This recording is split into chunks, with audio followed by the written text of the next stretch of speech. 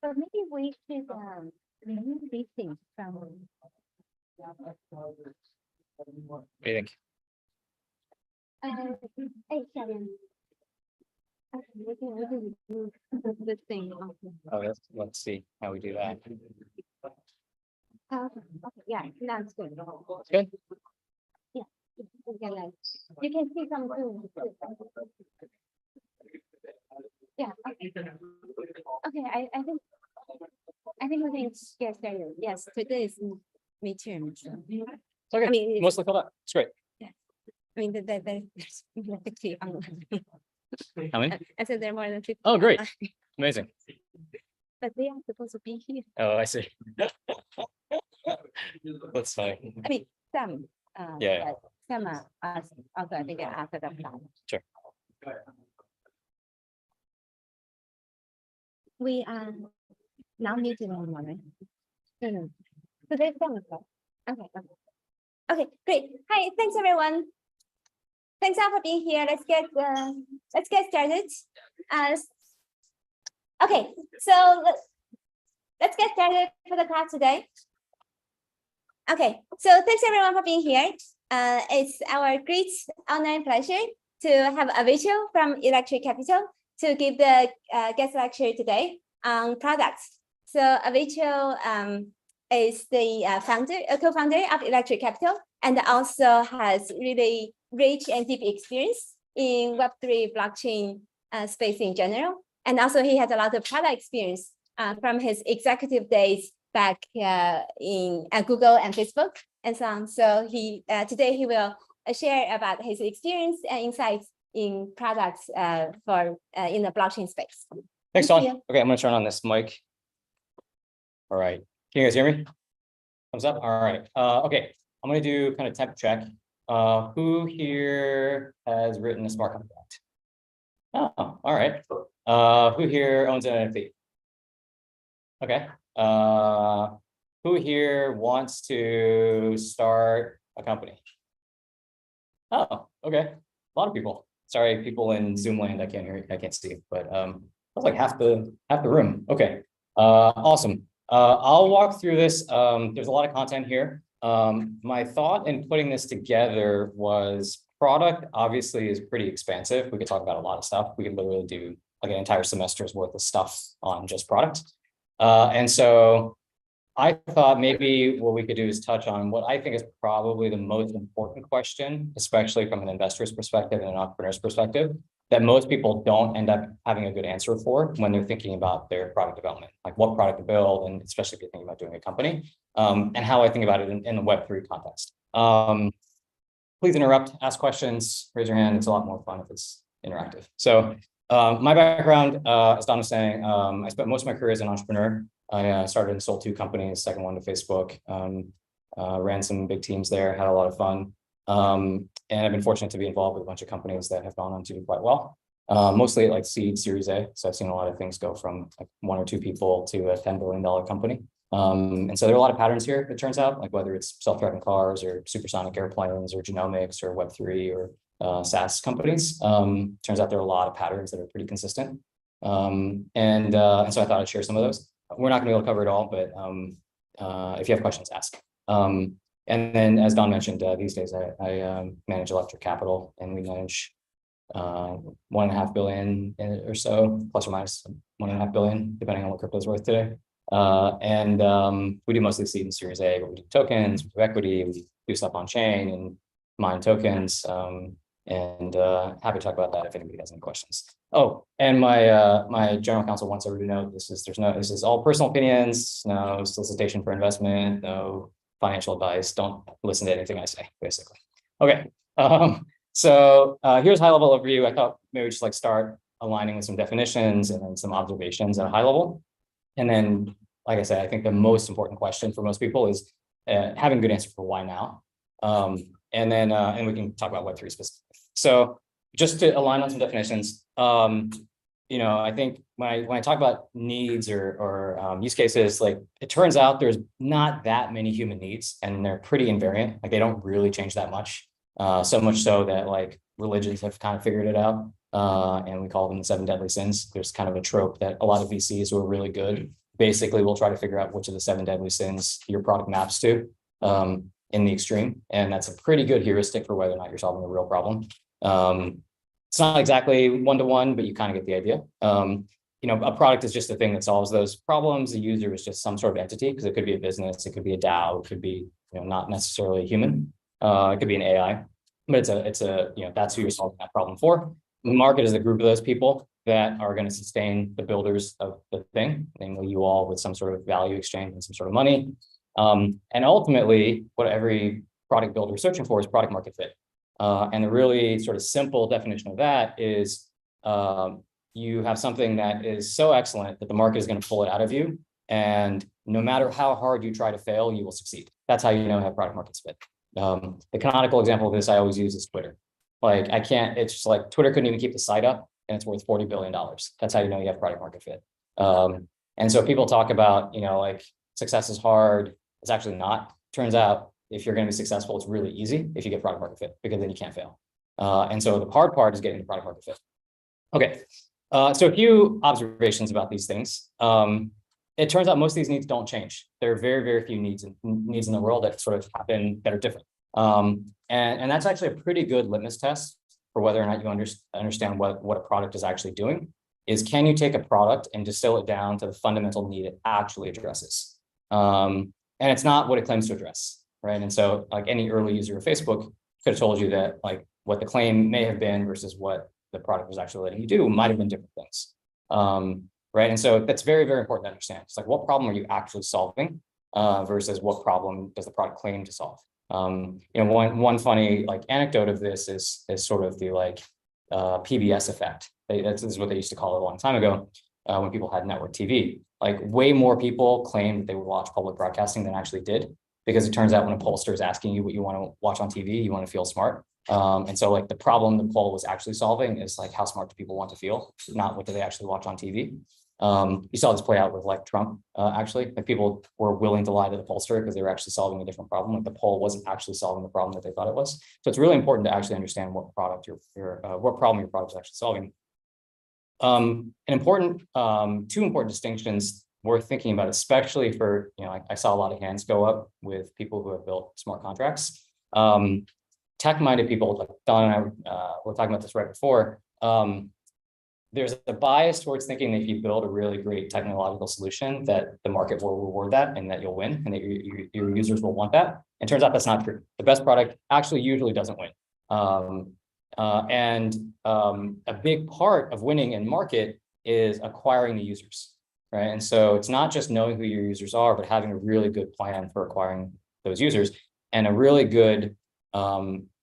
big part of winning ultimately is knowing what market you're going after and recognizing that markets aren't fair. Markets are actually usually pretty unfair. And it's because other people exist in the market that have unfair advantages, and they're going to take those unfair advantages and use them against you because they want to win. And so it's usually not the case that the best product wins, actually. You have to think of the product as the combination of the technology and what we think of as product, but also how you acquire the user and the distribution channel and how you talk about it and which part of the market you're going after. That collectively is what wins. And so you need to have the best solution across all of this. To sort of illustrate this and how this plays out, and especially in the market context, if you think about a lot of market structures, this is a very venture way to look at the world, which is we see founders coming in all the time and they all claim to solve the same problem, and you'll see the same pitch. Basically, you can swap out the teams and you're oh, this is the same pitch that I just heard 6 times over the last 2 months. And so then the question is, how's the market going to shake out? And this is one way to think about markets. If you think about the value chain that exists in the market, all the way on one end is Facebook or Tesla or Netflix, and they own the end user relationship. All the way on the other end is some high capital expense sort of technology business or platform, making mobile chips like ARM or Intel or running AWS servers. This sort of supply chain or value chain exists basically in every market, right? Tesla owns the end user relationship. Somebody makes chips that go into a Tesla. And then in the middle, there are these sort of systems integrators. They glue a bunch of stuff together. If you add a y-axis to this, let's take the Netflix example of who actually captures all the value. You see kind of this U-shape emerge in the market. And so Netflix can make a ton of money. That's why it's worth a lot on the public markets. They have a lot of pricing power. Amazon makes a ton of money. Netflix runs on Amazon, right? They capture a bunch of value, and the people in the middle just get squeezed. Right. And so like Disney doesn't have that much leverage over Netflix, or Stars has absolutely no leverage because Stars doesn't really have an end user relationship with you. Disney kind of does. They have a brand, they have Marvel, they have comic books, they have theme parks, so they might have some sort of relationship with you. And so they're a little bit higher on this curve. So they have a little bit of strategic, leverage over Netflix, but the reality is they don't have that much. And when you look at this, you realize two quick things, right? Like Netflix is going to try to commoditize everybody that comes below them in the market. And this is where their unfair market structures start to come to play. Like you could have the world's best content, but if you ultimately have to go through Netflix to distribute it, you're not really in a great position, right? Like Netflix will squeeze you. And you see this happen in a lot of markets. Or on the other side of it, right? Like if you are building some sort of open source software that ultimately is going to run on AWS has all the pricing power. And they could very quickly copy your open source stuff and put it on AWS and charge whatever they want to charge and squeeze you. And there's not a lot you can do about it. And many an open source product have sort of been through this unfortunate realization. So if you understand this, then you can actually start to say, well, how does this play out? How is the market actually going to play out? Because it's a very dynamic market. And actually, it very quickly becomes apparent that what Disney needs to do is launch Disney Plus. Because they need to be in the position that Netflix is in, right? They need to have leverage over the rest of the supply chain. They need to own the end user relationship. That's where all the value capture is. That's where all the high margin business is. And so you need to move to that part of the market. And this plays out basically in every market. And this is why markets are not fair, because actually different parts of the market have different amounts of leverage over other parts of the market that they're going to use to make sure that their business retains all the pricing power and retains the margin and retains the profit. And so you can actually see this. You can actually see this play out in crypto too, right, in Web3. And so the high value capture businesses are things like Coinbase and Binance, or Bitcoin and ETH kind of on the other end. And this is sort of the full supply chain in between, right? And what you see is you can see people trying to move up the curve to the higher value capture points in the curve. And so you can see, like what does CoinGecko or CoinMarketCap have to do? They have to start putting buy buttons in. They have to start building liquidity and owning the end user relationship. Or what does like Polkadot or Near or Cosmos have to do? They have to start to sort of compete with ETH, and they have to start moving up to being like the de facto L1 that everybody wants to build all their stuff on top of.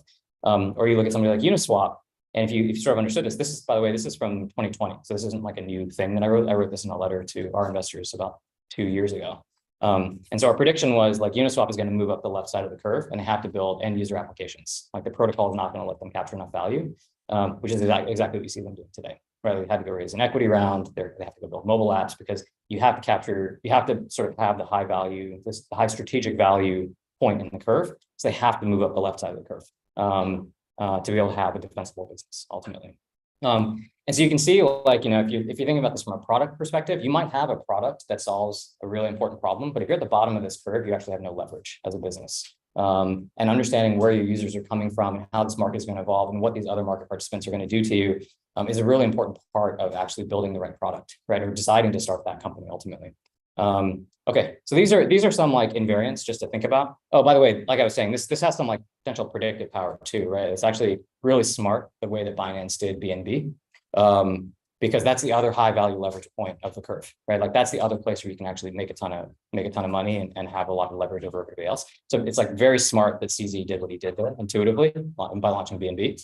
And it's also very smart that what they did was they bought CoinMarketCap, right? They essentially took out the competitor right below them so that competitor cannot come up and compete against them.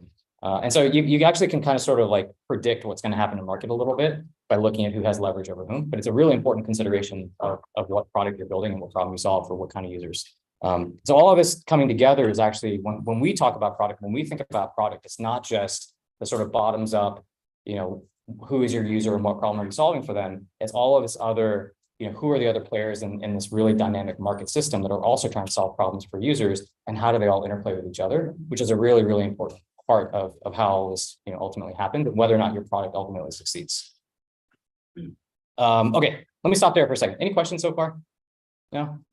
Everybody got it? If you just get across those four categories, Yeah. Very Mm-hmm. how do you evaluate what a user is safe for? Totally. I will have like all your value address retail or Yeah. you need retail. Otherwise, who's your user? Yeah, so the question for everybody on Zoom is who ultimately is your user and how do you define that and how do you figure out which users to go after is sort of a consequence of that question, because like the Cosmos user is different than the Binance user. And that's exactly right. Actually, if you think about often the closer to the bottom of the curve that you get, the more likely it is that your user is actually the person that's adjacent to you on this value curve.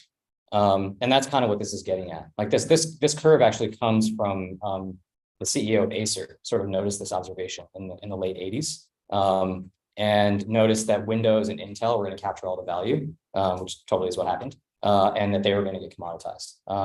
And so you're right, like essentially what you have is on the far left, your users are the people to your left, which is the end users. That's your customer, and the people that are your suppliers are to your right. And on the far right, your users are essentially the people below you, right? So.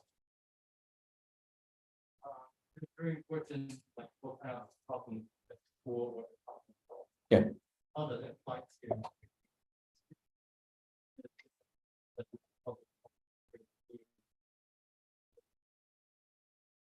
Great question. Okay, so paraphrasing your question, I think what you're asking is what problems do games solve? It's sort of like the implicit question there. Is that right? I actually think games solve a very important problem.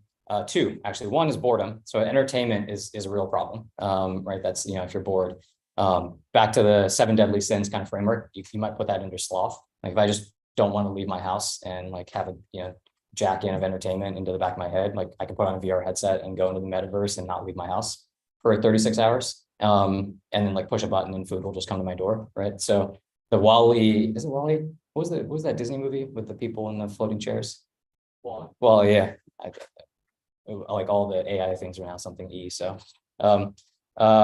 it's kind of like the WALL-E vision of the world, right? So actually like entertainment, I think is a real thing from a boredom perspective. I also think from like a learning perspective, it's actually really important. Games are like the root of a lot of games. If you look at them in like human behavior or primate behavior or animal behavior, is you're learning some really important life skills. And it just turns out if it's fun to, like nature has sort of created this feedback loop of dopamine in your brain, which is like, if it's fun to do a thing and you learn that skill, then you're more likely to survive if you learn the skill. So if it's fun for you to learn the skill, then you'll survive. And actually that's what a lot of games are doing, right? Like a lot of old school games are like strategic thinking, collaboration, negotiation. This is what board games do. And so I think like actually fun is an understated form of utility. It's really important for people to have fun.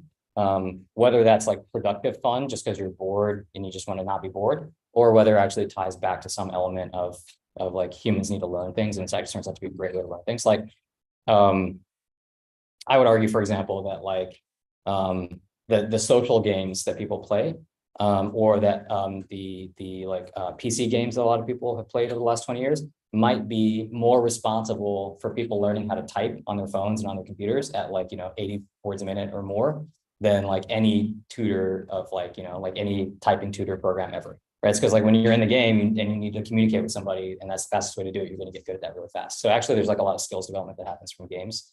Or like Mark Zuckerberg is a notorious Civilization player, right? It's like it turns out like that game theoretic kind of thinking and rational thinking, or poker players, like Hasib is a former pro poker player, right? It turns out like poker trains a lot of the same skills that investing does. So a lot of these games actually have roots in skills development. That is why people find them ultimately fun. What about kind of problem that? Yeah. That what kind of problems can what? Yeah. Oh, NFTs. Oh, great question. So NFTs, the question is what problems can NFTs solve? So NFTs, I think, are just a technology. It's just a way to have digital ownership of a thing. Today's version of NFTs, and I think there are going to be many more versions of this. This is a much longer conversation. But I actually think the V1 of NFTs is basically luxury goods and social signaling.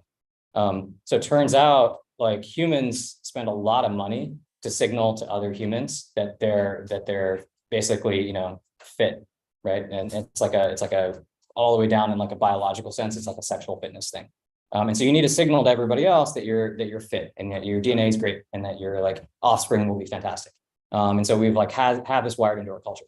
So in the old school way of doing it in the physical world, how would you do that? It's through the clothes that you wear. It's through the shoes that you wear. It's the restaurants that you go to. It's why Instagram works. And like the extreme example of this would be, the luxury goods industry. So take something like Rolex or Louis Vuitton, right? Like LVMH is one of the biggest companies in the world. So there's a lot of that demand. It turns out like signaling to other humans that you have some degree of fitness and success is a really important thing that humans do. It's like pretty deeply ingrained. And so the example I use for NFTs is, okay, well, you could spend $200,000 on a watch, like a Patek Philippe, and for a certain community of people, that's really important. That's like, wow, you have this particular watch, it's really hard to get. That suggests that you have actually bought a lot of other watches from that dealer, and therefore they're going to give you preferential access to this really hard to get one. You have an excess $200,000 you can just wear on your wrist and walk around. But if you think of it from like a utilitarian perspective, it's kind of interesting. How many people will you signal with your $200,000 watch? Maybe 1,000 people will like see it on your wrist and recognize it. Maybe 10,000. So let's say it's 10,000 people will like see that $200,000 watch, recognize that $200,000 watch, and credit you with the social capital of knowing what's going on there and what you're trying to signal to them. So that's like 20 bucks an impression, right? It's like 20 bucks a person is one way to think about it, like from an advertising perspective, right? If instead you bought a $200,000 Bored Ape and you put it on your Twitter account and 1 million people see it, that's actually 20 cents an impression, right? And so it's actually literally 100x better. At solving the same problem. And so from like the rule of thumb of like, is the product actually 10x better at doing the thing that it's supposed to do? I would argue that actually a lot of NFTs are 10 to 100x better at social signaling than their offline counterparts. And so it's actually, in my opinion, a pretty rational behavior if you sort of think of like luxury goods as essentially rational behavior.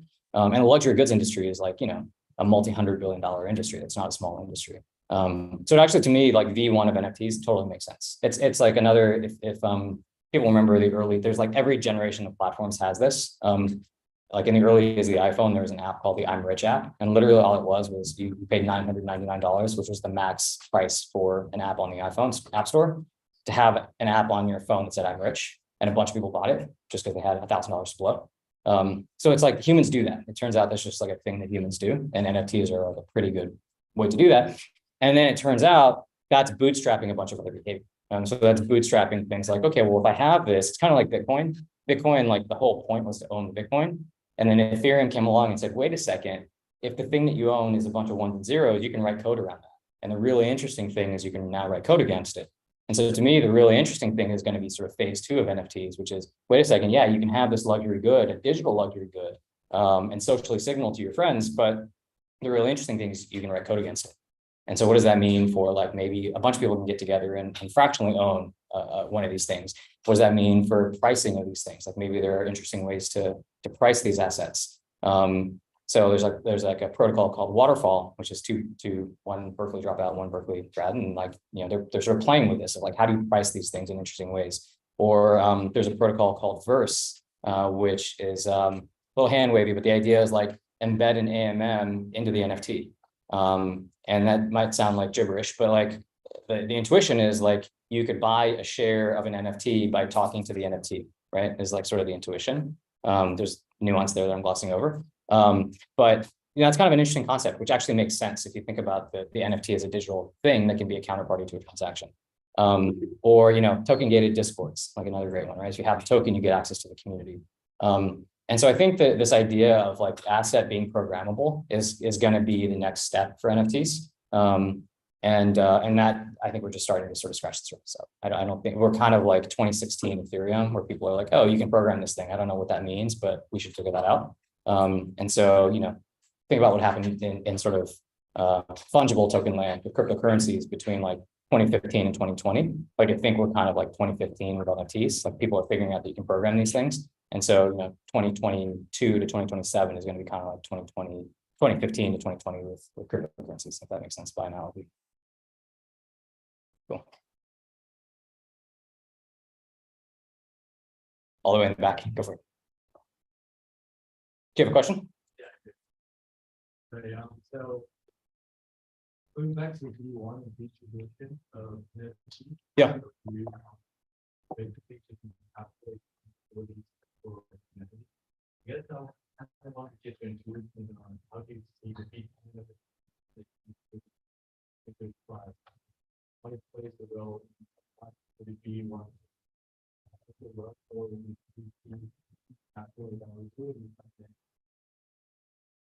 Yeah, so the question is like, if V1 of NFTs is luxury goods and V2 is some sort of programmable stuff that we just talked about, what does like V10 look like 10 years from now? Short answer is I have no idea.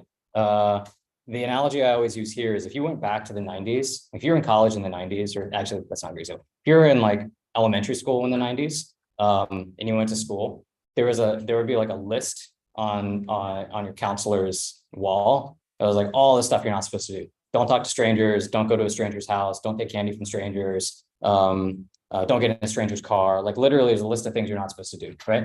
And you look at the internet and it turns out those are all of the biggest businesses on the internet. It's like talking to strangers, staying at strangers' houses, getting into strangers' car, and like taking food from strangers. Turns out to be all of the biggest businesses on the internet.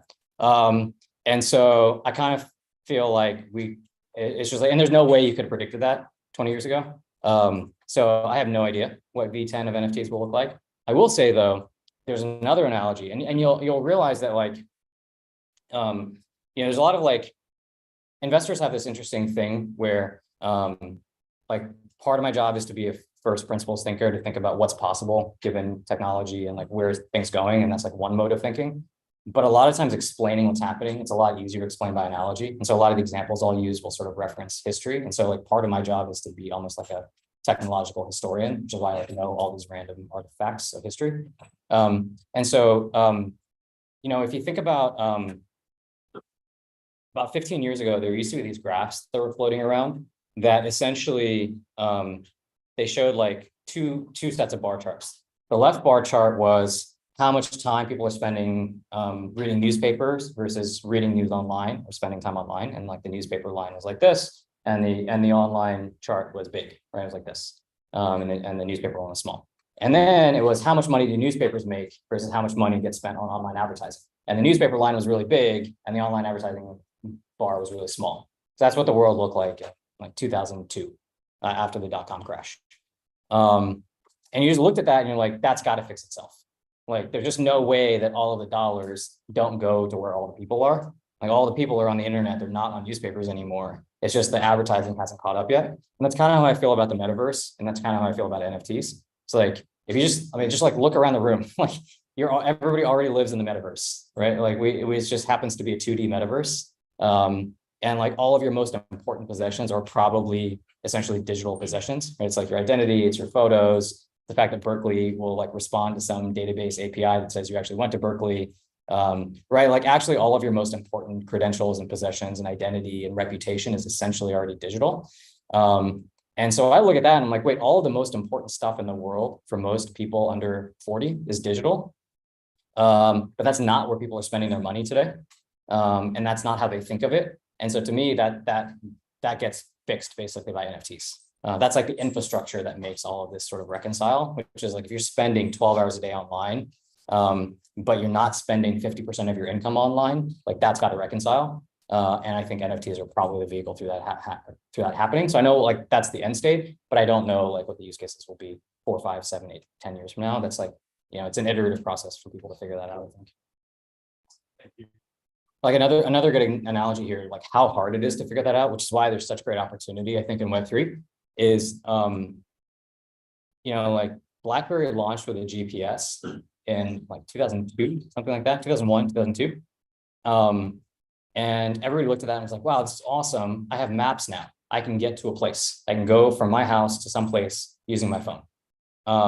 And then it took us like 10 years to figure out that actually one of the other killer applications is not that you can go to a place, but it's that other stuff can come to you, right? You can like turn that on its head with something like DoorDash or Instacart. It literally took us 7 to 10 years for developers experimenting to figure that out. And so this process of discovery of, oh, this is the non-obvious thing, it actually takes a long time. It takes like 1 million people experimenting for a decade to figure out all this non-obvious stuff. And we're at the very, very early days of that exploration. A lot of this stuff is going to be really non-obvious, which is what makes it fun. Okay, let's keep going. Okay, so this is what I was saying. A lot of times what will happen when people talk about product is they will say, hey, look, I have a product and it solves a problem that people have, and it's a better solution to the problem. And what almost certainly, especially if you're a builder, you will leave out is this very, very important question, which is why now? Because it turns out a lot of times markets are pretty efficient, or markets are actually very good at quashing innovation. And so they're preventing a certain solution for existing for some reason. It may be like we were talking about, there's a certain entity that controls the distribution channel and they don't want you to have that market pricing power. So they're not going to let that thing go through their distribution channel because it's too threatening to them. You might take the case of Apple announcing, what, if you guys track this today, or yesterday, Apple announced a bunch of stuff around NFTs and how they're going to take a 30% cut. And how you have to do it in app. You can't kick somebody out to a browser. So they have a bunch of constraints and they can do that because they control the Apple App Store, right? And so that's their distribution choke point. And so, oftentimes, even if you have a better solution to a product, you won't win unless you have a really good answer to one of these why now questions. And it turns out there are, in my experience, there are only really 5 answers to the why now question, which you see up here. Somebody comes up with a 6th one, please let me know. It's like an entirely new category of why now. But these are the 5 that I know about. There's some new technology that allows products to be built that you just couldn't build before. There's an entirely new user acquisition channel that emerges somehow. There's an entirely new business model. Consumer behavior has shifted sometimes, or new regulation has emerged that allows you to do a thing that you couldn't do before, or forces you to do a thing that you didn't have to do before. What's funny is almost always founders will say it's number 4. It's almost never number 4, it turns out. Now, when it is number 4, if you're right, it's really, really big business, like social networking. Like the idea that you would take your image, picture of your face and all of your personal information and put it into a database for anybody in the world to search over and find you is kind of like a crazy idea 20 years ago, but it turns out it's a killer idea. Like user behavior had actually shifted such that people were willing to do that. It's pretty rare, but when it happens, they're big. So if you think what you have is number 4, you should be skeptical. The others are a little bit more straightforward. Like you can actually usually look at data for the other 4 and say is that true or not? So let's talk through crypto. Turns out crypto/Web3 hits 4 of these 5, which is unheard of. It's unprecedented. Almost never happens. Most markets you hit on 1 or maybe 2 of these. And Web3 is hitting on a lot of these simultaneously, which is why, in my opinion, it's so exciting. Both as a founder and a product builder, and also as an investor. It's pretty rare that you hit more than 1. So let's talk through this. Okay, so the first why now is new technology that enables entirely new products. So if you think about what crypto and Web3 tech does, it basically makes the opposite set of trade-offs as Web2 tech, right? Like Web2 tech was really optimized for throughput and ease of use and developer ease and lots of distribution and reach. And that's why we have the trade-offs that we do, right? We have these massive centralized companies with lots of data sitting in centralized databases, and they sort of control your life. And the whole thought experiment with Bitcoin and crypto was, well, what if you turn that on its head? Like, what if actually I'm not willing to give up my data? I'm not willing to give up my assets. And I'm willing to eat slower transaction costs. And I'm willing to basically make the opposite trade-off, right? It's kind of clunky, it's hard to use, it's slow, it's not optimized for throughput, it's really optimized for security, right? It's really optimized for ownership. What then? And as a founder or as an investor, this really should get your spidey sense tingling, because when a platform does the opposite of a previous generation of platforms, that's where your technology, spider sense should go off and say, wait a second, that's interesting. That might actually mean you can solve problems in a totally different way. And in a way that the incumbents actually don't have a structural advantage with. And in my opinion, the place where these trade-offs really make sense is with money. Hence, Bitcoin being the first killer application, right? Because when you're talking about large sums of money in particular, you're willing to make this trade-off. And it turns out that what you're really competing against a lot of the time is not legacy Web2 companies. You're actually competing against pen and paper a lot of times. Which, if you think about it, nobody in here has probably gotten a mortgage, but maybe had to get a student loan. Like the process of getting a loan is a total nightmare. Like the number of PDFs that get passed back and forth, these are literally $1 trillion industries that operate on email and PDF instead of software, which is crazy. And so in our opinion, what's happening here is what we're really doing is software is eating money with the base layer, because this is the first killer application of this stuff. And over time, what's going to happen is that, because kind of to the earlier conversation we were having, these ones and zeros are programmable. The fact that they're programmable means that you can actually start to solve all of these other money problems. Because if you think about a lot of these other problems, we think about a lot of the world is basically, here's a pile of money, here's some rules around who has access to that money, and then here's a bunch of rules around what I want you to do with that money over the next 10, 20, 30 years, right? That's bonds, securities, derivatives, escrow, REITs, HELOCs, mortgages. You know, it's like trillions and trillions of dollars of stuff. Notionally speaking, it's quadrillions of dollars of stuff. And so, you know, we're just going to eat up this whole money stack. And that's probably like the first killer use case in our opinion. And so what ends up happening, you know, when you see this happen with a tech platform, in the early days, you actually do have a strict trade-off. It's actually strictly worse than the alternative. But then what happens is you enter this feedback loop where you have like some killer apps that can emerge, right? You're starting to see that arguably with DeFi or NFTs, which brings in a bunch of users, which brings in a bunch of founders and brings in a bunch of money, which then fuels the need for better infrastructure. And so you're kind of seeing that happen right now with a bunch of L2s that are getting funded, which then allows there to be an entirely new generation of killer apps. And I think what's happened is we've essentially kicked off that flywheel with Web3 now, which is just going to sort of take off, right? And so you see this pattern happen over and over, such that actually 10 years from now, this should no longer be a trade-off, actually, right? We'll solve the scalability problems, we'll solve the throughput problems, but you'll still get to own all your own data and own your assets. And it won't feel like to the end user a trade-off anymore. And this is sort of classic, if you've read anything about Innovator's Dilemma or anything like that, this is essentially what happens. It starts off as an inferior technology, but it's really good at solving certain problems. And then that wedge allows reinvestment back into the platform, which then makes it actually better at solving the legacy problems, which is always what happens. And my belief is we've sort of kicked this off, and we're sort of hitting escape velocity now. It's sort of an unstoppable feedback loop because there's enough money that's entered the system to sort of make it happen. And once that happens, then you sort of grow beyond far beyond money, right? Now, obviously, money is a huge market, and you know the ability to move money around is a huge market. But this very quickly gets you into, well, if I can pay other humans, why can't I pay a computer? Or why can't I have better tooling around all of this to program and do what I want to do? Or why can't I actually, as a creator, reach my fans and monetize in new ways? Like all of these money movement primitives end up being really, really important to other types of businesses. And so we think, you know, invariably all of these things sort of get eaten up over time. But the sort of first killer are, you know, technological applications sort of is around money movement. So if you look at this, you might say, oh, that's really interesting, but won't the existing tech companies like the Facebooks and Googles of the world just come in and win here? And I would posit no, because if you look at it, like legacy companies lose to software startups all the time. And here are great examples, right? Amazon crushed Walmart, even though Walmart had 20 years to figure it out. Tesla crushes, these are old numbers, I don't know when this is from. This is from like last year. So take all these numbers and divide by 2. Tesla's still bigger than GM. You know, Facebook's still bigger than Fox. YouTube's huge. Airbnb is bigger than any hotel chain. And you look at this and you're like, wait, how did this happen? Like all these legacy companies had brand and they had more money and they had more people and they could spend money on advertising. And like, how did this happen? Well, it's because when you change the underlying technology platform, you also have to change your human organization around the technology. And so what the internet did and what Web3 is doing is you're changing the infrastructure, but what you actually also have to do inside the company or the protocol of the business is you have to change the human organization that builds the product ultimately. And so this is what like a legacy company's you know, internal org chart might look like. You might have a CEO and you have a CTO that reports to the CEO, and then they have engineering and product reporting to them. But actually, I think you need actually something that looks much more like this. Especially in Web3, which is you need the CEO to actually be highly technical. And the engineering team sort of gets up-leveled 1 in terms of the org chart, right? Like they actually have to report to the CEO.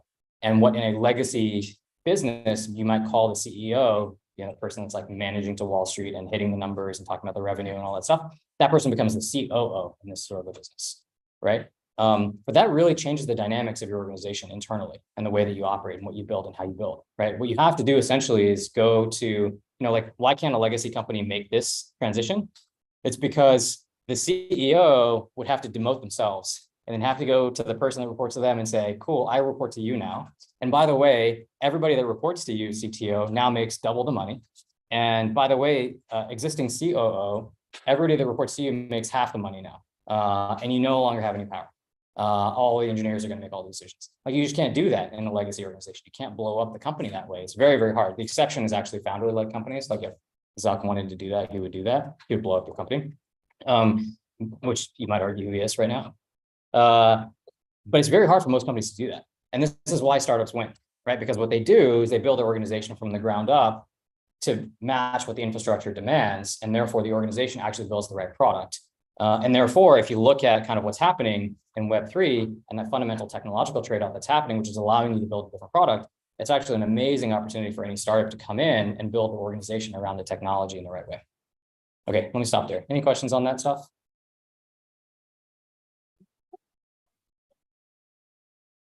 Sure.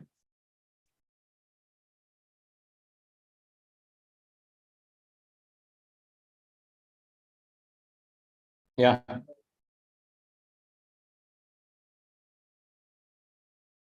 Yeah, it's a good thought. It depends on how you define winning, in the sense that like this thing runs on a Linux kernel, right? And like my MacBook does, and most servers in the world do. So Linux, like as an end retail thing for PCs, you might argue didn't really win. Even Next was kind of built on like a mixed shell, right? But they won on the internet, in my opinion. Like open source actually powers the internet and kind of won there, even though Windows won on the PC. And I think open source, the core of open source kind of won here. But this goes back to sort of this value capture question, right? It's like, even though open source won, who captured all the value? Like it was Apple and Google and Amazon actually ended up capturing the value, which goes back to this really important question of like, even if you build an amazing product, you may not capture the value, which is a very, very important consideration when you're building a business. And so there are some learnings there, right? Like probably the biggest sort of Linux winner, you might argue, is maybe Red Hat. And what they did was they built, a sort of a consulting and enterprise business around their Linux distribution so that they owned the end user and owning that relationship.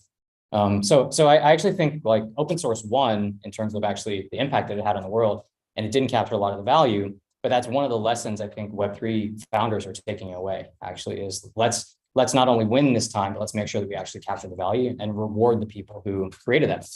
Because like the point isn't just winning, right? It's like it's a sense of fairness of like the people who created the value should get rewarded for it. And that's kind of what was really unfortunate about a lot of the open source stuff, is like the open source people actually built the thing that powers the internet, but they made no money off of it. And so these, like look at like the guy who did Homebrew. Yeah, I don't know if you guys saw that from a few years ago, but he made like $40,000 to $50,000 a year, powering basically like all of the world's internet companies. It's like pretty crazy. So anyway, there's like a really good kernel of truth in what you're saying. What's happening? That like open source in some sense didn't win because they didn't capture much of the value. But I would argue they created a tremendous amount of value and actually won in terms of impact terms. And I think that's one of the lessons for Web3 people, is because I think a lot of the stuff will be open source, and there's a lot to learn from open source communities in that regard. And I think one of the takeaways there is like, let's make sure when you're building these protocols or building these companies that you're at a high enough point on that value capture curve to actually capture value, so that you can sustain and keep paying developers to build really great stuff and keep pushing the boundaries. Like imagine how much farther we might be in the development of open source or phones or technology, or cryptography. I mean, like cryptography is a great example. Like the amount of money that's gone into things like zero knowledge tech over the last 5 years has really dramatically accelerated the rate of research, in my opinion. Like those things hitting production after being researched for 15 or 20 years versus the last like 5 to 7 years, it's pretty dramatic in my opinion. It's because there's now money flowing into it in a way that just wasn't possible before. So anyway, it's a really good thought. Like I think there are a lot of good lessons and parallels to the open source movement. If anybody's thinking about doing stuff in Web3, like going back and reading through like the Wikipedia articles on how open source worked, and going and talking to people who are kind of from that era, like people who were working in the 80s and 90s, they're probably in their 50s now. Like going and talking to those people about what happened and how it played out, there's like really, really good history there to understand. I think the open Homebrew guy made a ton of money. No, he made like 40 to 50 grand a year. He made nothing for the amount of impact that he had. He's now doing a Web3 company for what it's worth. As he should. Sure.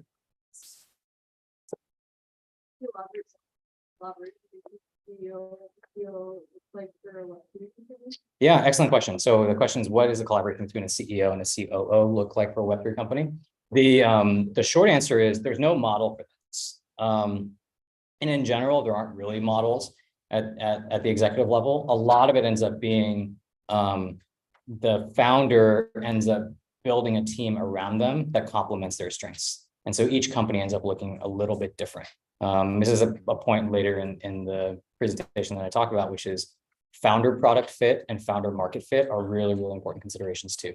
Like Mark Zuckerberg had to be the CEO of Facebook. Like if you put Larry Page into Facebook to run Facebook, it would just be a disaster. And if you put Mark over to run Google, it would be a disaster. It's because the way that these companies get formed and built is that the founder starts, and then they build a team of people around them to complement what their strengths and weaknesses are. And so then the company ends up being an embodiment of that founder's strengths and weaknesses in a very particular way. And so each of these companies is actually pretty unique. So there's no right answer to that. So if you had a CEO that was highly, highly technical, the COO might have to be the more forward-facing community person. If you have a CEO that's actually much more forward-facing and excellent at Twitter and Discord and managing community, then your COO might have to be much, much more in the weeds of running the business day to day and like managing the finances and managing, maybe even managing the engineering team, right? Or you might have a really strong CPO, a chief product officer, who actually has the engineering team reporting into them because that person is so good at managing the external. So there's no singular answer to this. And so this is why it's also really risky to overly pattern match. This is where like reasoning by analogy can really work against you. It's like you look at another company or another protocol and you say, this is the way that they did it, and so I should do it that way. When really the question you should be asking in that context is a first principles question, which is, here's what I'm uniquely good at. Who do I need around me as a founder to be able to achieve the output that other organization has? Like having worked at Facebook and Google, I can tell you they operate very, very, very differently internally. Any more questions online? Okay, sounds good. Okay, so second observation. Remember it going, oh, sure.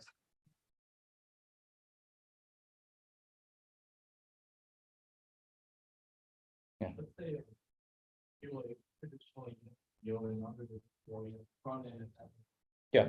And that makes the work more, I'm very easier or different engineering working on Sure.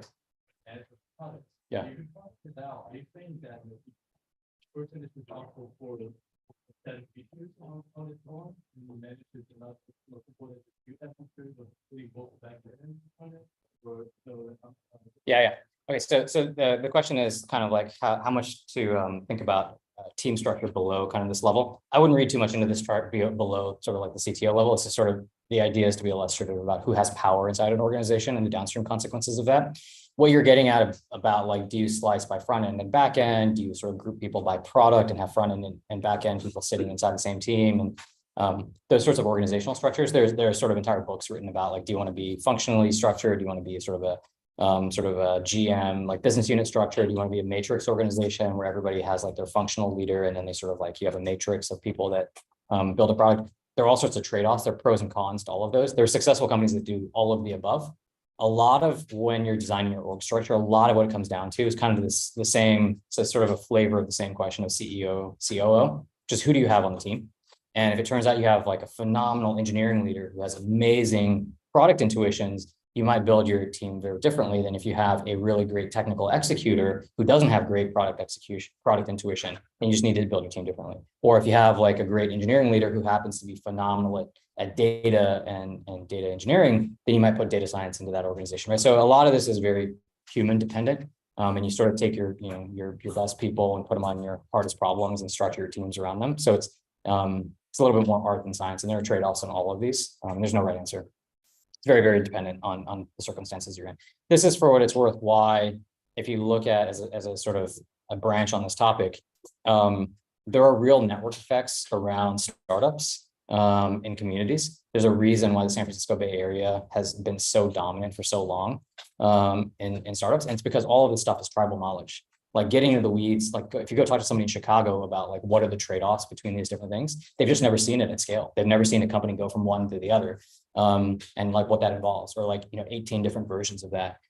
Whereas you can go talk to people in the Bay Area that have seen all of those things, and they'll actually tell you what the trade-offs are. And all of a sudden, you've now avoided 3 years of pain, right? And so there are actually real network effects around the tribal knowledge of these kinds of things. And so if you're starting a company, as distributed as Web3 is, and as much as that tribal knowledge is getting distributed, you're still, I think, going to see major hubs. And it's not a surprise, actually, if you look at so many of the biggest Web3 hubs, they're kind of the same places that you had Web2 hubs. And it's because so much of the tribal knowledge about how to build and ship stuff is actually invariant across Web2 and Web3. And all of that is trapped in people's heads right now. I think that over like a 20 to 30 year time horizon, that might change. But I think probably for the next 5 to 10 years, a like the answers to those kinds of questions are basically in the heads of like 1,000 people, and the vast majority of them are in like 2 places. Okay, back to this sort of like the 5 why nows. Second is a new user acquisition channel. And so the observation here is, if you look at one of the most magical things about the internet was that it took a bunch of stuff that used to cost money and it made it free. So there used to be this tool way back in the day called LexisNexis. They had paid a bunch of money for it, and it was like a search engine, and it was terrible. And people paid thousands of dollars for it, and then Google made everything free.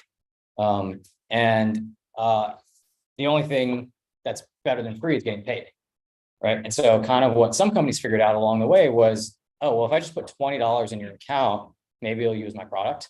Like fintech companies have kind of figured this out. Or if you get emails from DoorDash or Uber Eats, they're like, hey, I'll give you $10 if you spend 20. They're just giving you free money. So people kind of figure that out, that the only thing better than free is getting paid. And that's actually what tokens are, right? Like tokens are just saying, hey, come use my thing, and you have a stake in the success of it. And the more that we're successful, the more successful you will be, and you can be, as long as you hang on and you believe in the thing. And so Chris Dixon had a great blog post. I think these slides will get shared later, so this is referenced, so you don't have to track it. I think this is brilliant, right? Like tokens, it turns out, are better than cash at aligning incentives for the long term, and are a great way to acquire users. And so by having this infrastructure that has tokens, we've actually also now created a new way to acquire users. And so if you look at, where do Web2 companies actually, or Web3 companies acquire their users, and how do you get people onboarded? It's through things like airdrops. It's not through like paid acquisition on Apple or Google, because they won't let you. So it turns out like we've invented an entirely new way to acquire users organically.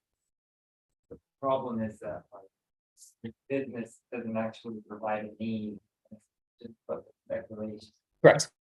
So yeah, so there's 2 things here to be very mindful of. So if there's no real actual usage of the token and it's bolted on, and it's not a core part of ownership of the network, and it's not a core part of doing something meaningful, then it is purely speculative and it will implode.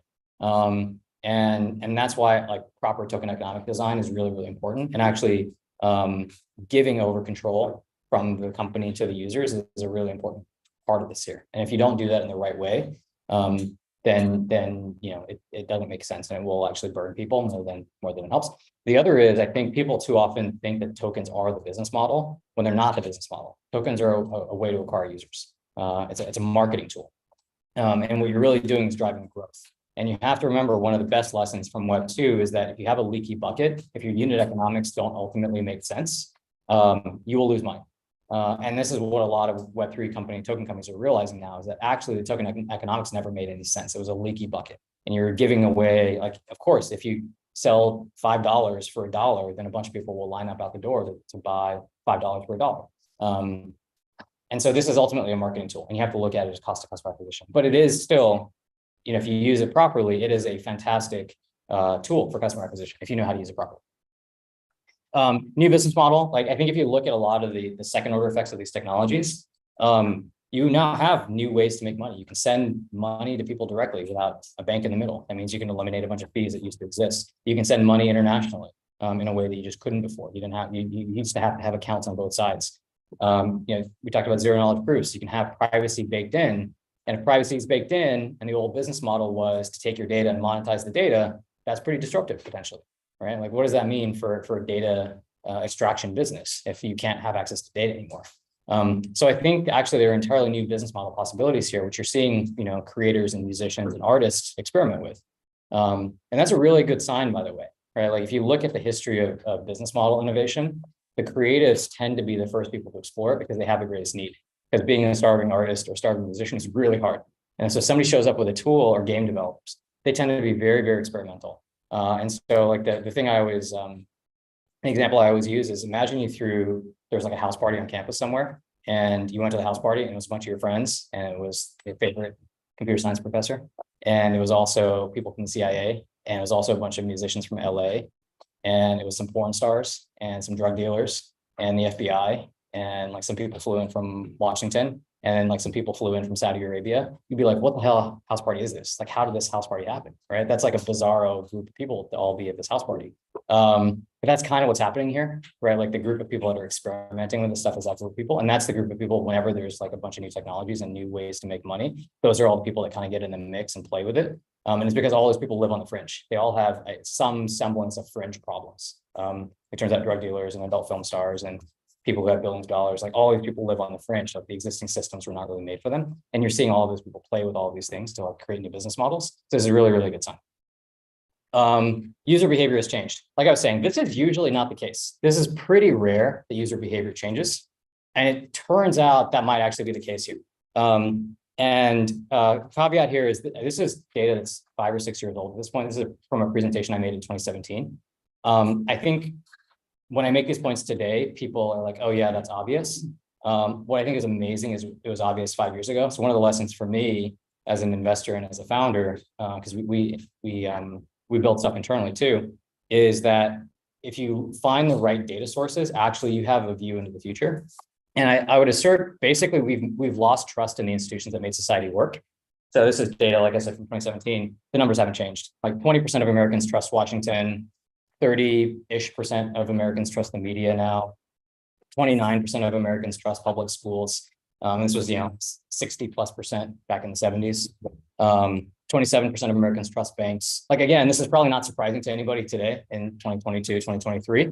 It was kind of surprising to people in 2016. And if you notice, this was not a thing that happened after 2001. It wasn't like the internet made this happen. This has been happening for 30 or 40 years. Because a lot of these institutions that we think about, the institutions that really made society work, were created after World War II. They were created 80 years ago. And the way the world worked 80 years ago was very different than the way the world works today. So obviously it makes sense that these institutions would be atrophied, and we have to either figure out how to reform them, or we have to figure out how to tear them down and rebuild them.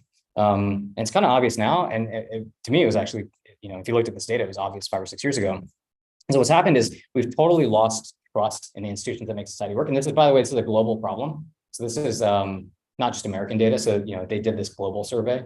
And globally, 53% of people said that the existing system is failing. And if you look at it in the Western democracies, it's like 2/3 plus of people think that the existing system is failing. So again, kind of obvious to people today, I think, in 2022, 2023, not so obvious in 2016, 2017, unless you looked at the data, which of course, implies what else can you just find data on right now that you're like, holy crap, that's kind of obvious, and people won't realize it for 5 or 6 years. Because that's the delta between perception and reality is where the really good startups get formed, right? Like that's actually where you want to be as a founder. And what's interesting is all these technologies, this is what they do, is they solve trust problems. So what we have is like consumer behavior has changed. Nobody trusts institutions anymore. And here we have a set of technologies where fundamentally what they do is they solve trust problems. They assume that you want to operate in an environment where you don't have any trust. That's like the fundamental premise of these systems, is I don't want to trust my counterparty. I don't want to trust a third party. I don't want to trust anybody. And so we have this perfect matching of what the technology is set up to do and where consumer behavior has fundamentally changed over the last 20 years, which is pretty rare. It doesn't happen that often. And so summarizing here, pretty rare that you actually get multiple why now answers. Really, really important to think about for your specific product as you're thinking about what problem to solve for which kinds of users, which of these actually apply. And ideally, actually, you can get multiple of them to apply. And so what I would assert as you're thinking about what products to build is this is kind of the checklist, right, at a high level.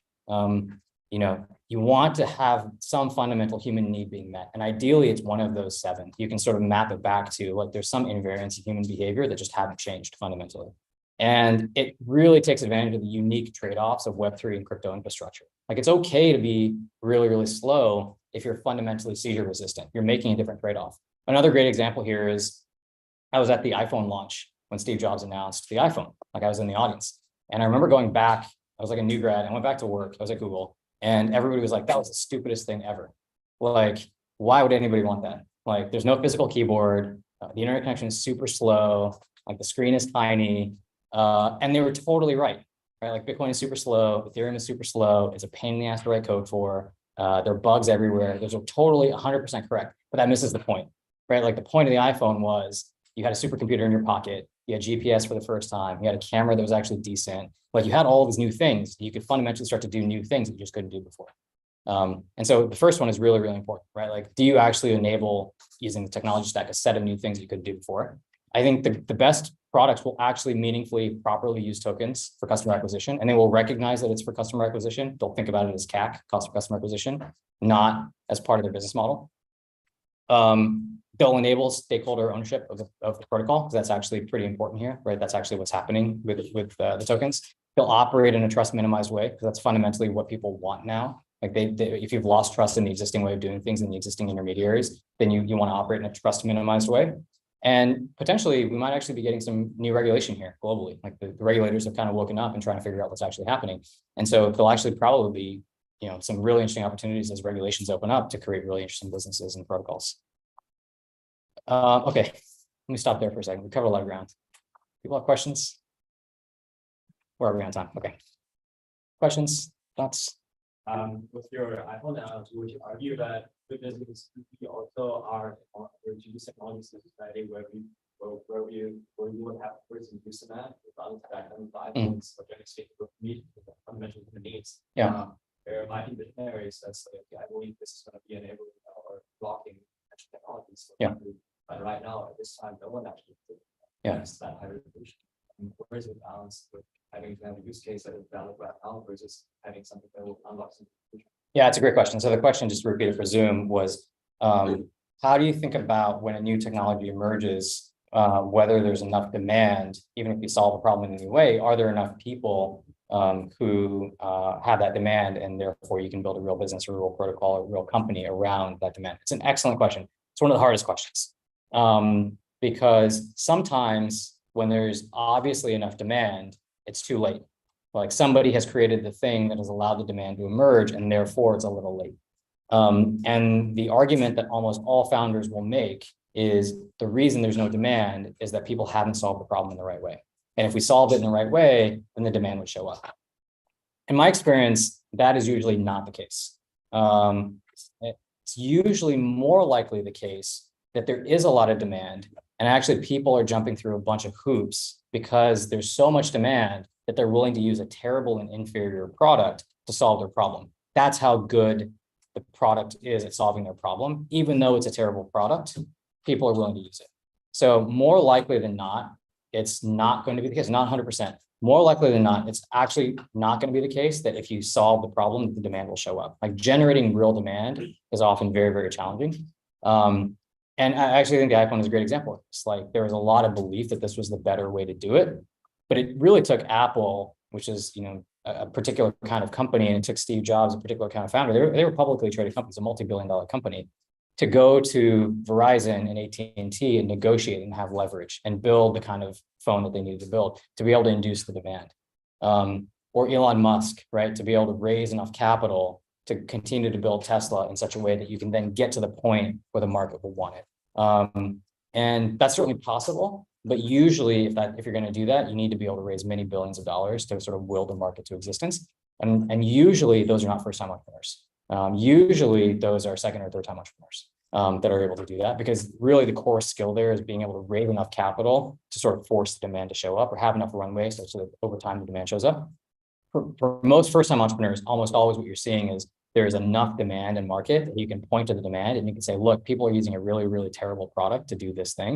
And if I just built a way better version of this, then all of those people will use my thing and we would get 10x more people using it. So, an example of this might be like, the open source Unix utilities versus Dropbox.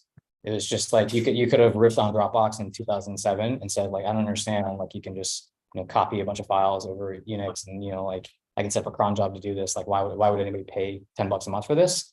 But the fact that a bunch of people were doing that meant actually that if somebody built a product and it was easy enough to use and it was cheap enough to use, that all of those people would just switch over because it's such a nightmare. Or email servers is another good example. Like if anybody's tried to run an email server, it's a total nightmare. It's even more of a nightmare now than it was 10 years ago for a whole host of reasons, no pun intended. And so like, running email servers became a thing that other people could do because it was such a nightmare to do and there was enough demand there. So probably for anybody in this room, or anybody on the Zoom, if you're thinking about, hey, I think I have a market where if I built the right solution, a bunch of demand would show. It's probably not the case. You probably want to gut check that assumption and get some input on whether or not that's true. More likely what you should do is find a thing that already has a bunch of demand. Because one of the things you also have to think about, especially as builders, like it was really interesting seeing how many people here have written smart contracts or ship code. people who are builders tend to have certain biases, and you want to correct for those biases. And usually the bias that builders have is that the world is fair and that the better product will win and the better technology will win. And you need to correct for that bias. One of the other biases is that you can see the future much better than people who are not builders, which is it's a gift, right? Like the ability to see, like being here, we basically live 10 years in the future relative to like, the rest of the world. And so when you think about, oh, this thing already has a bunch of demand, it's too late. Odds are it's not too late. Odds are it's still super, super, super early. Like there's this great story from early internet days with Mark Andreessen, because he was at UIUC. And he saw all these like internet companies getting started and formed. And he was like, the browser, Mozilla, like Netscape, it's like the last good idea on the internet. Like all the other ideas are taken. And so I guess I have to do this one because there are no good ideas left. Right. But like in retrospect, you're like, holy crap, we were so early. And that's almost always the case. Is actually, there's another great, there's an article, I think it's from Packy McCormick, where he talks about, at any moment in time, you sort of imagine like the rate of progress of technology, right? It's been exponential for the last 40 years. Let's just consider software. Let's set aside other forms of technology. Let's just think about software for the last 40 years. It's basically been exponential. And at every moment in time, whether you're in 1980 or 1990 or 2000 or 2010 or 2020, if you look behind you in time, the curve is clearly exponential. And then you stand at that moment in time and you look forward, and your instinct is to project linearly. Because you're like, because if I project exponentially, that just seems ridiculous. Like that's like obviously not correct. That can't possibly be the case. And yet it turns out at every moment in time for the last 40 years, the correct answer was to extrapolate exponentially. And so your instinct as a builder usually is going to be that you can see the future. You're going to overestimate how far up that curve we are. And you're going to overestimate how quickly that will happen. And so almost always what you want to do is look for latent demand. You want to look for demand that's already there, because odds are there's going to be 100x more demand than even you project, but it'll also probably take a lot longer to show up than you think it will. Going off of that. Sure.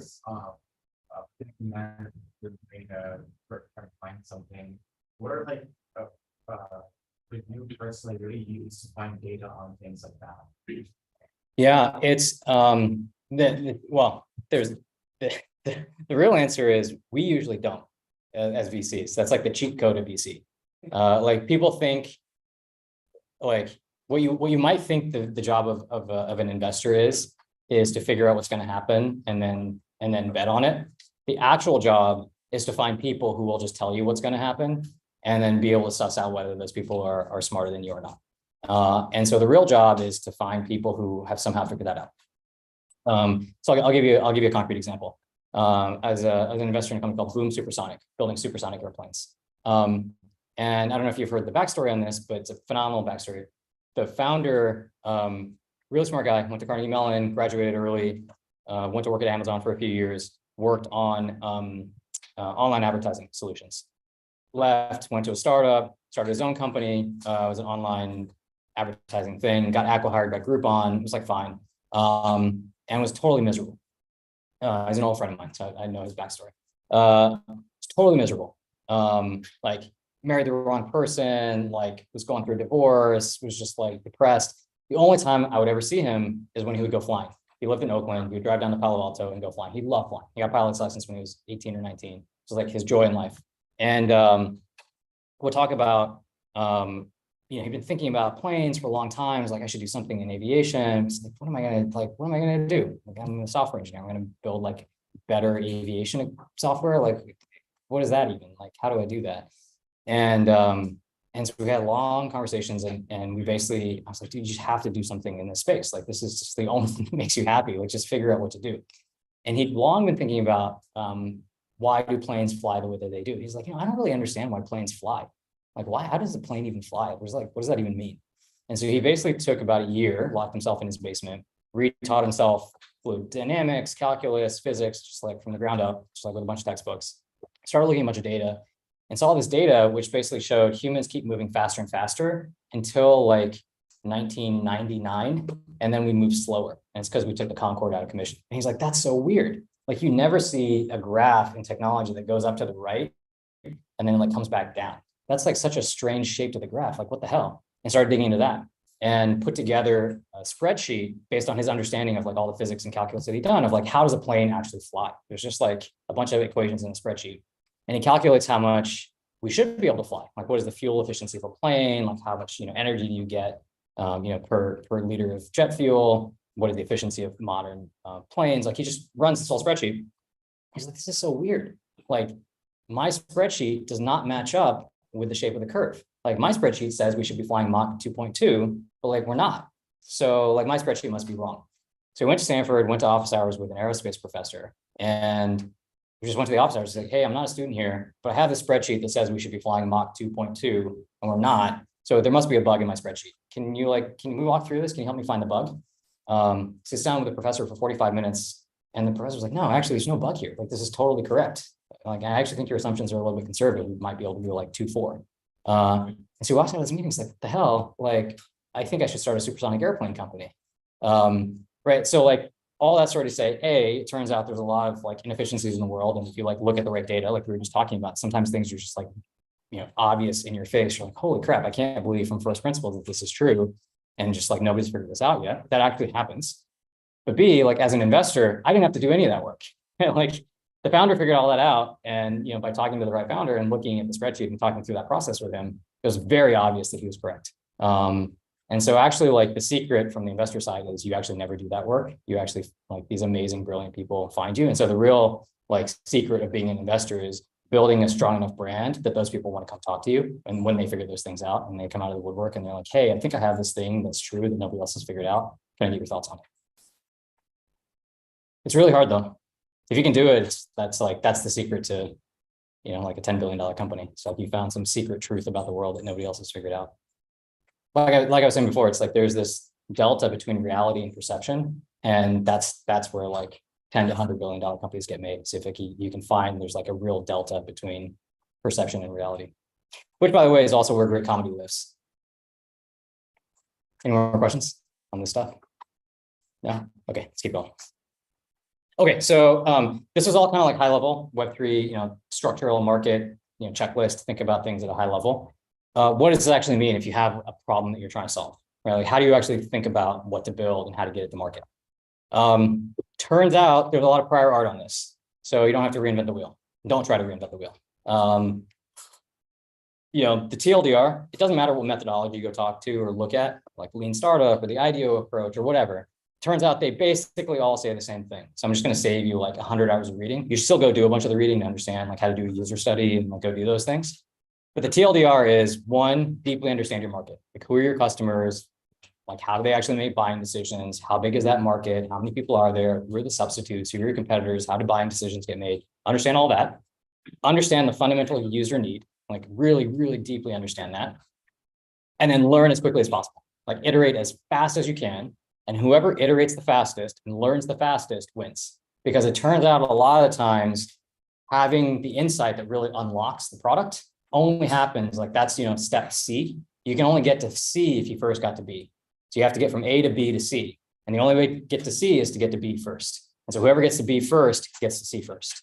And so it actually fundamentally almost always comes down to velocity. So 9 times out of 10, like if I look at the companies I've invested in, the reason they won is they just move faster. There's like this intangible velocity to the company and an impatience to the company and to the group of people that are building it, that they're just like, there's a sense of urgency and they just somehow move faster than everybody else. And then you win. It's like, actually, that's the secret. And sometimes when you go through these, you should go, by the way, this is linked. I think we'll share it. IDEO has a bunch of stuff on this. There's books on this. You can go, there's like plenty of prior art on this, but fundamentally, it just comes down to like really understand your market, really understand your users, and then move as fast as humanly possible, which is why startups win. Right? This is like the only thing that startups are better than big companies at. Big companies have all of the advantage. They have more money, they have more brand, they have more reach, they have advertising dollars, they have marketing people, they have 100x more engineers than you do. The only thing a startup has on a big company is that they can move faster. But it turns out if the critical thing is I can get the insight that unlocks what the user actually wants, and it's in a market structure that allows me to win, then the startup will win. Anyway, I linked some stuff here. There's also a bunch of collection of articles and materials that are freely available that I've put together that I've linked here. There's probably like, I don't know, 100 or so articles here. I think of those as like the canonical Like if you want to go have a conversation in Silicon Valley about, you know, like with any VC or any angel investor, or any sophisticated entrepreneur, there's almost like a vernacular, there's also a vocabulary of how to think about it.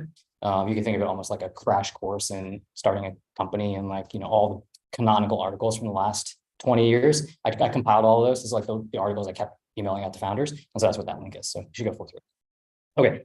When you look at these, this is a really important point to call out. When you look at any of these methodologies, whether it's the IDEO methodology or the Instagram approach, or, you know, whatever, there will always be this like really nice diagram in the middle. It's like, oh, you start with like understanding and empathizing with your users, and then you define your problem, and then you like have a brainstorm and you ideate and you prototype some stuff and you test it, and then you implement it and you get in front of your users, and then you learn a bunch. And so you have more empathy, and then you like go through that loop again. This is kind of BS. It's just like, it feels terrible. It's just like, feels like you're making no progress along the way. It's really frustrating. And so if anybody's actually building a product or has actually built a product, it'll feel terrible. It's just like, it just feels like you're failing all the time. That's totally normal. And it's important to recognize that, because like from the outside, this is what it looks like. From the inside, it's just like, it absolutely feels terrible. There's a corollary here, by the way, which is it's like the Instagram equivalent for startups, which is like the Twitter thing that you hear, or like the fundraising announcement that you hear, or like everything is rosy when you like are arm's length from a company or a business. And then when you get close to that business, or you get close to that company, it's terrible. Like basically every business is terrible. Every company is broken. Every culture sucks. Like it's just, that's the reality of it. And the thing that you have to think about is like, what trade-offs are you willing to accept? Like what kind of terribleness are you willing to tolerate is actually the question. And this is what it actually feels like in Toronto. And because it actually feels terrible along the way to build products, like it's a sort of a masochistic thing to want to start a company and build products. Because you just feel terrible. You just get rejected every day. Like there's, I think Elon Musk has this saying, something like being an entrepreneur is you just like wake up and you chew glass and you stare into the abyss. That's what it like feels like every day, which is a terrible, terrible job. You're like, if I described a job to you and you're like, you're just going to wake up every day and you're just going to get kicked in the face, and then you're going to go back to sleep, and then you're going to wake up and you're going to get kicked in the face again. And you're just going to do that for year after year. You're like, why would anybody do that job? It's terrible. Like, that just sounds like the worst job ever. And so you have to actually believe in something more than like the success, right? Because odds are the success is not going to happen, which is why, and we were just talking about this, like founder product fit and founder market fit is just as important as product market fit. And it's almost always the case that the best products are actually created by people who are obsessed with the fundamental human need and the fundamental problem and the fundamental solution that they're solving, not by the outcome. Like they weren't actually motivated by like, I'm going to make a bunch of money on this. They're actually motivated by like, I'm just obsessed with solving this problem. Like, so if you know the story of Ethereum, like Vitalik's warlock got like taken or like, you know, inflated away, and he was just like devastated, right? And so he just wanted to like solve this problem. You look at like Figma, just sold for $20 billion to Adobe. Like Dylan just wanted to build a way better tool and like solve it in a very particular, he had like a very particular vision about what the world needed. And toiled away for like 4 years in obscurity. They didn't monetize for 3 or 4 years. Notion, another good example. Like Ivan has spent his entire career building content creation tools. He worked at Apple, like on iPad tools, worked at a company called Inkling, which is a Sequoia-backed company, for years to try to build better content creation tools through textbooks. Did Notion, raised money, fired everybody, took it down to him and his co-founder again, rebuilt it, and then Notion became successful. So like, yeah, Notion became a $10 billion company. What people don't realize was there was about 7 years of toiling away to try to figure out how to solve this problem across 3 different companies and rebooting the startup before they actually achieved some degree of success, because he's just so fundamentally obsessed with this problem of, I think tools that allow people to create content are the most important thing in the world, because that's the leverage on society. That's how we make progress as a human species. He's obsessed with that concept. That's his mission in life. And so he's going to do that no matter what. And so the questions I always think about, in addition to all these product questions, when you specifically are thinking about building a product, is one, of the millions of people who could build this, why are you the person who's actually going to win ultimately? Are you more obsessed about this product? Are you more obsessed about the solution? Are you more obsessed with those users? Are you more obsessed with that fundamental human need than anybody else? And two, inverting that, of the millions of things that you could build, is this the thing that you're actually put on earth to do? Right? Is this the one thing that you're just going to obsess over more than anybody else? And so for Blake at Boom, like that was his thing, right? He was just like obsessed with this problem. This was like, that was what he was born to do. And that's why that thing might actually work. Like Elon Musk is obsessed with space, which is why SpaceX works, right? Like you have to be fundamentally the one person on Earth that's just going to be obsessed with that product to actually succeed. Okay, so to make it really concrete, I copied and pasted in a bunch of ideas that we have for concrete products, so that we think meet a bunch of these criteria. And so we can just burn through this. How much time do we have? Okay, got some time. I won't touch on all of these. I think we'll share slides. If anybody has other ideas, cool. If anybody's playing with ideas, these are some ideas you can play around with. So like I said, not a solicitation. You don't need to hit me up. If somebody loves one of these ideas and builds a company around it, great. Like, please, that'd be awesome. What's interesting in here? You guys can read faster than I can talk. Like DAOs are super interesting. People are going to build a lot of tooling around DAOs. We tend to think that there will be millions and millions and millions of DAOs. DAOs are internet native corporations.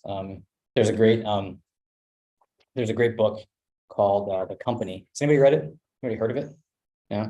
It's a history of the limited liability corporation, which sounds awesome, right? It sounds super interesting. But it's actually legit interesting. So it turns out somebody invented the idea of a corporation in like 1648, I think, something like that, with the Dutch East India Company. So before that, you had a cottage industry, right? You had like your personal assets, and you could be a cobbler, you could start a business. And if something happened, your personal assets were on the line, right? Like the shop burned down, then your personal assets are gone. And so somebody said, hey, wouldn't it be really cool if I could put money into a thing, somebody else goes and does a bunch of work, and the only thing I can lose is the money. Like I can't, my personal assets are not on the line. I gave them money, and then we share in the profit. And somebody invented that, right? That's a pretty cool idea. And somebody invented that. And from about 1650 to about 1850, about 200 years, you actually had to go to the king or the governor in the United States to get a charter to start a corporation, right? So it was like a really powerful concept, and you got some of the world's most powerful entities and things like the Dutch East India Company. But it was really, really high friction to go do that thing. So in like the mid 1800s in the UK and the US, some people said, why do you have to go to the king? Why do you have to go to the governor? Why don't we just standardize it? Why don't we just make it so you fill out some paperwork and you submit it to the government, and then you can start a company? And what you saw was this massive explosion right around the Industrial Revolution, both because the technology happened, but actually this is like a form of human coordination technology. And so all of a sudden it became really easy to start a company. And what that meant was that a lot of capital could aggregate and pursue risks that previously you couldn't. And so you got these really massive CapEx investments like factories and railroads that became possible because you actually had the mechanism by which a lot of capital could be aggregated and people could take risks without putting their personal assets on the line, right? Like it's not like your house is now on the hook if there's a train accident. It's like, no, it's just the money that I put in the company. What DAOs essentially do is they take that concept of 100x less friction. Like think about how much friction it took to go to the king and say, please give me a charter. And we took all of that friction and we reduced it by 100x and said, just fill out some paperwork and give it to the government. But if you've ever started a company, it's just a nightmare. It's like fill out all this paperwork. It takes 48 to 72 hours. And then the state like mails you some code so that you can like log into some website with that code to confirm that you got the code in the mail, like within 48 days or something. And then you take that thing that you kind of have printed out from the internet, that's like a provisional charter, and then you go to the bank and you spend like 72 hours with a bank to try to get a bank account so that you can give them money so that they can make money. Like they like purposely make it hard for you to give them money, which is kind of bizarre. And so like the end-to-end process, and then after you have that, then you can go start hiring people, and then you can go start raising money. It's like, literally that's how long it takes. It takes weeks to get a company off the ground, which is totally bizarre.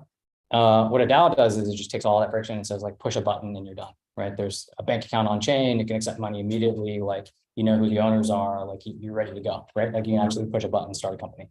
So I think that's why there's gonna be millions and millions of DAOs. Like there were 100x more companies that got created when we reduced the friction to starting a company. And that's why I think all of these things are basically like the equivalent of the SMB toolkit today. So like every business needs a bunch of tooling. And I think there's gonna be like 1,000 to 1,000,000x more DAOs than there are companies. Like every chat group should be a DAO. And all of those will need a bunch of tooling. So that's what these ideas are.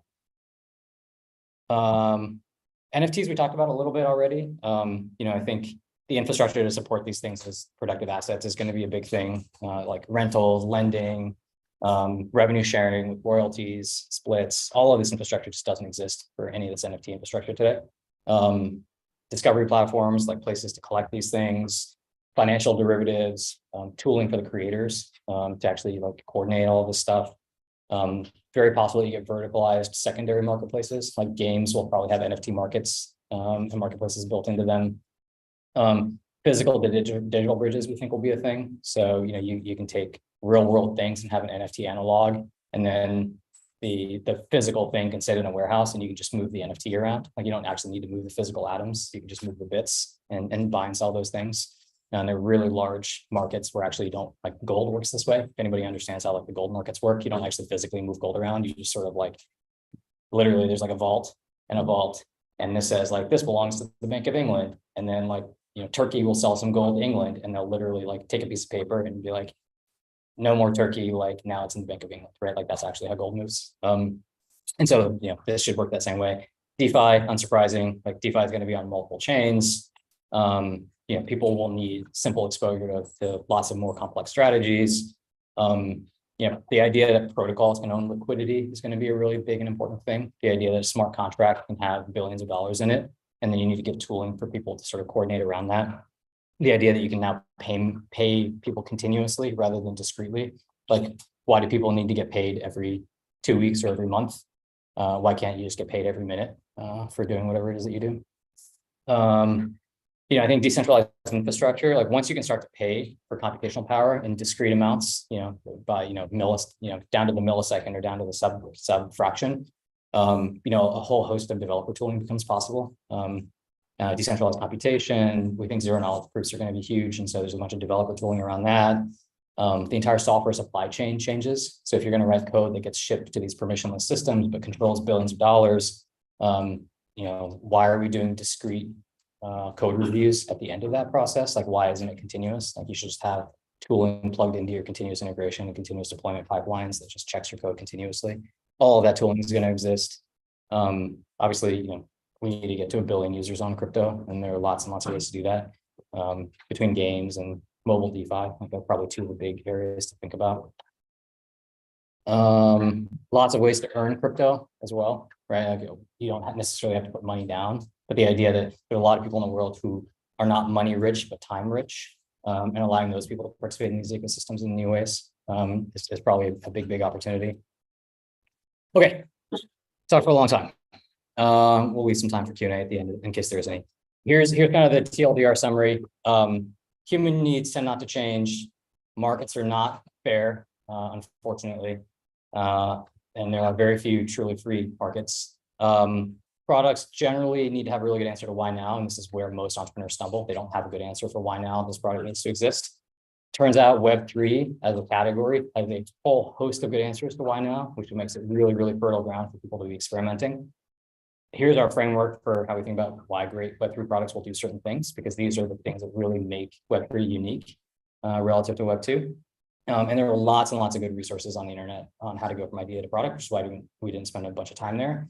But they all basically boil down to the team that learns the fastest wins. And so just focus on moving faster and faster and faster. And if you just focus on that sort of rate of growth, you'll probably win. I already covered a lot of ground. More questions? More questions?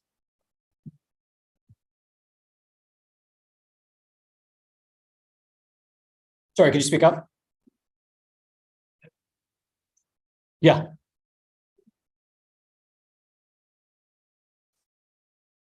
Okay, so the question is possibility of new regulations and what happens to the space if there's a CBDC. There's a lot of ways to slice that. I actually spent a lot of time on the regulatory side, like speaking with senators and Congress people and people at the White House. And at this point, nobody really thinks that there should be, in the US at least, a central bank CBDC that hits retail. What it's really going to be is some sort of CBDC that upgrades the Fed infrastructure to go through the commercial banks to then hit retail. And so it'll be an infrastructure upgrade, which will be really great. Most of the people that think that there should be like an end around and like you should just as a retail user have an account at the central bank and then they can sort of print money and just put it in your account. That's more or less pretty fringe belief now at this point. In part for economic reasons, in part for structural reasons about how the economy is set up today, also in part for just technological reasons. Like the United States government is today not really great at building and shipping technology, unfortunately. What the United States government is really good at is partnering with private industry to say, you go build it. And it turns out there's already about $100 billion of stablecoins sitting in the ecosystem. And if given the green light, I think that becomes $1 to $2 trillion worth of stablecoins that float around, because actually a lot of the world wants US dollars and it can't get them. So if you're in Latin America, if you're in West Africa, if you're in Southeast Asia, you actually want dollars because it's better than your local currency. And a lot of the goods of the world are denominated in US dollars. And this is the best and fastest way to get those dollars to them. And I think that's actually the thing we talk about with the US government, and we can touch on kind of how the Chinese government is thinking about this, which is different. The thing we talk about with the US government is the dollar is actually a tool for national security. And it's why the US can do things like sanctions on Russia or Iran or North Korea. And setting aside whether or not you think that's fair, the reality is that the alternative is strictly worse, because the alternative is that if the United States can't do that, countries will drop bombs on each other, and then a bunch of innocent people die. And so the reality is that as terrible as financial sanctions can be, they're slightly better than dropping bombs on people. And so it turns out the US dollar is actually a tool for national security. And now that the government has gotten its head around that, they're trying to figure out how to get these things out, which is why there's actually progress happening on the stablecoin legislation right now in the US. This is very different than how, for example, other countries are playing this out. Like India has a domestic payment system and has done actually a good job of rolling out a national ID system, which is pretty impressive that a government of that scale was able to pull that off domestically. China has launched eCNY. They're still using a two-tier banking system, but between being able to issue the currency that way and having hooks into private company databases, like they have actually a lot of visibility into what's happening inside their economy.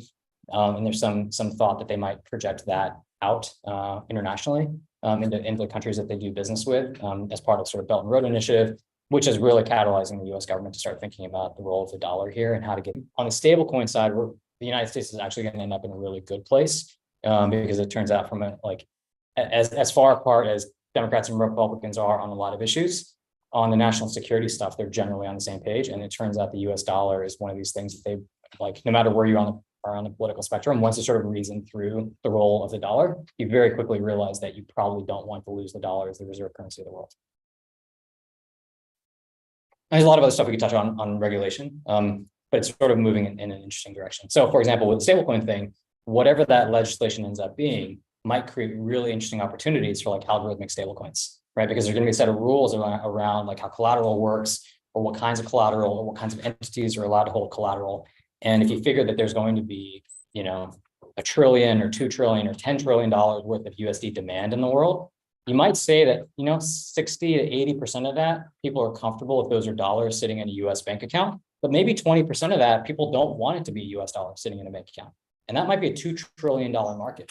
And so what does that solution look like to that product, right? So that's like an example of case 5 where stablecoin legislation happens. And you look at that and you read the letter of the law and you're like, actually, I think there's a way to do a thing that's not tied to fiat dollars sitting in a US bank account. And if that thing wins, that thing might be worth $2 trillion. Right? That's a great example of case 5 of why now. Like, so if you're watching those legislations happen, there's likely going to be some really interesting opportunity on the other side of that.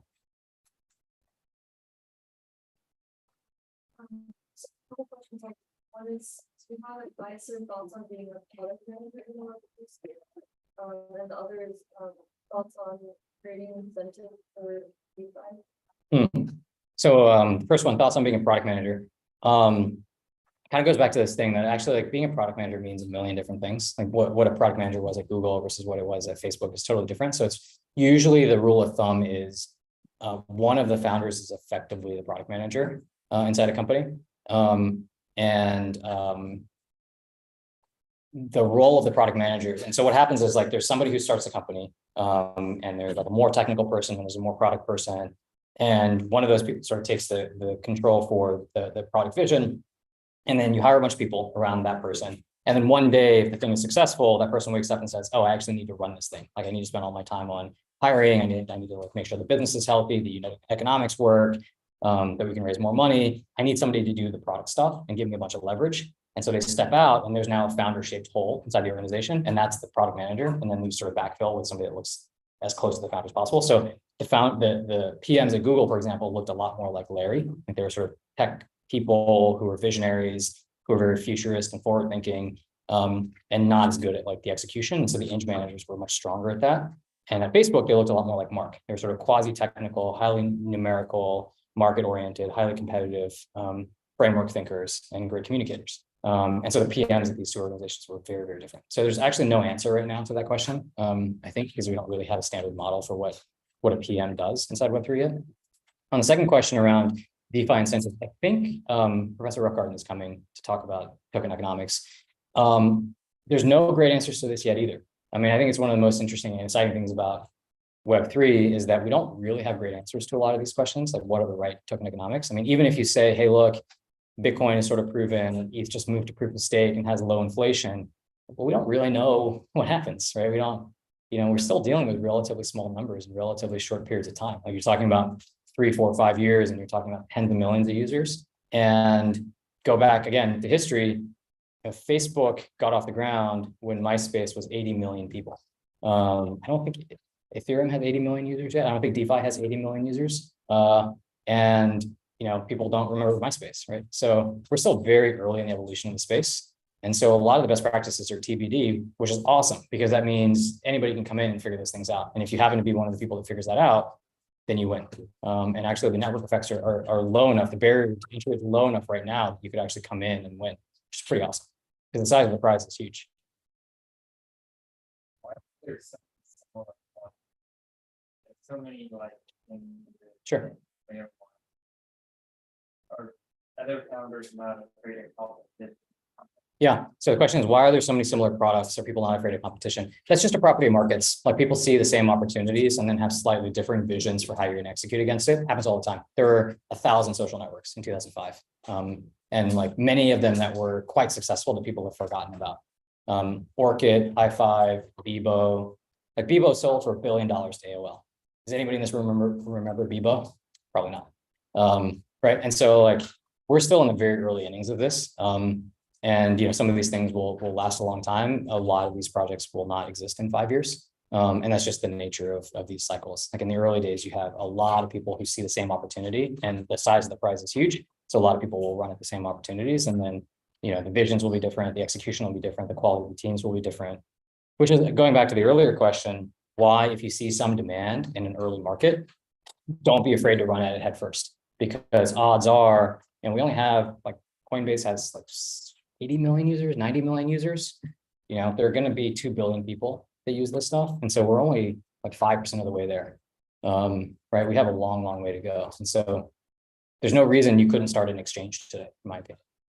Right? Which sounds kind of crazy. Like, well, FTX is worth 40 billion or Binance is worth 50 or 100 billion. Coinbase is worth 20 billion. Like, why would you start an exchange? I actually think it's totally plausible that somebody would start an exchange today and it'd be worth $100 billion in 5 to 10 years. There's a lot of questions in between, right? I'm not saying I know what that looks like, but I don't think it's a crazy idea.